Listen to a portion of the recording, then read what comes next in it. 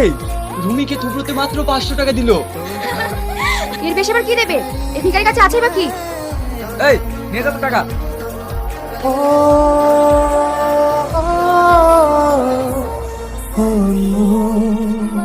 হয়তো তোমরা বড় লোক, তাই এই 500 টাকা তোমাদের কাছে কিছুই না, কিন্তু আমাদের মতো দিনমজুরের কাছে এই 500 টাকায় 5 লাখ টাকা সমান। জানেন দাদা ভাই,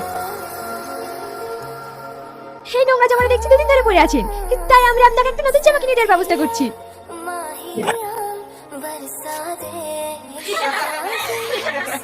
এইবার যান, আমরা আপনার উপকার করে দিলাম, দেখবেন এবার আপনার নতুন জামা হয়ে যাবে।